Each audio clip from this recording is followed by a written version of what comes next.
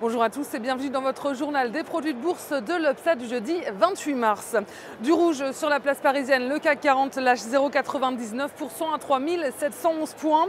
Chypre inquiète encore et toujours, et l'Italie également, puisque le vainqueur des élections n'a toujours pas formé de gouvernement. Du coup, le pays s'enfonce un peu plus dans l'impasse politique. Et puis, du côté des valeurs sur la place européenne, eh bien, l'un des poids lourds du CAC, EADS, signe l'une des plus fortes baisses du CAC 40 avec moins de 3% quasiment.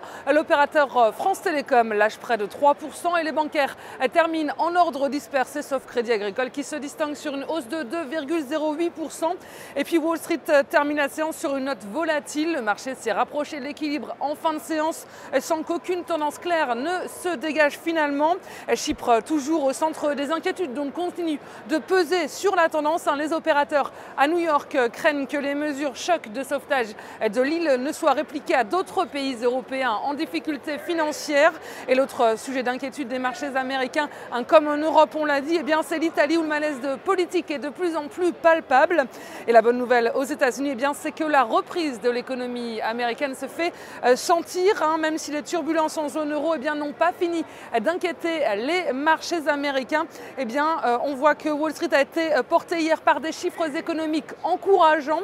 Et même si l'indicateur du jour déçoit quelque peu les marchés, on voit que les promesses de vente de logements ressortent en léger recul sur le mois de février.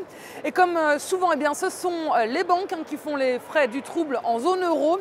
Bank of America et Citigroup sont en baisse. Quelques valeurs technologiques sortent du lot en revanche comme Apple ou Intel. Et du côté des devises, l'euro est toujours en force, le dollar est toujours en force face à l'euro. La monnaie européenne est au plus bas depuis plus de 4 mois à moins d'1,28 $. Et les volumes sont encore en hausse sur le marché des produits de bourse avec 37,4 millions d'euros échangés dans une séance de repli. Et du côté de la répartition par type de produit, eh bien, les certificats sont en forte hausse à 84% des échanges. Les varants sont en repli à 16%. Et concernant les transactions, les certificats représentent 74% des échanges et les varants 26%. Et la répartition par sous-jacent nous indique que les indices sont en hausse avec 59% du marché. Les actions sont en baisse à 34%. Et si on regarde la répartition des transactions sur les varants, eh bien on voit que les indices représentent 51% du marché. Les actions sont à 47%.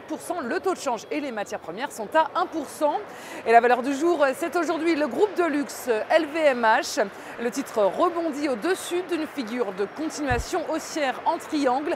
Et par ailleurs, l'indicateur de tension RSI se retourne à la hausse. Il est proche de repasser en territoire positif.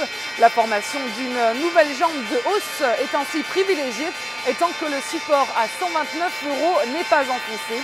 Et viser un retour vers les plus hauts de 2013 à 143 € avec en dépassement de cette résistance la cible à 150 €.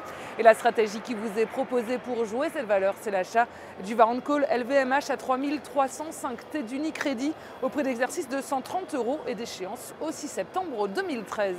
Voilà, c'est tout pour aujourd'hui. Très bonne journée et à demain.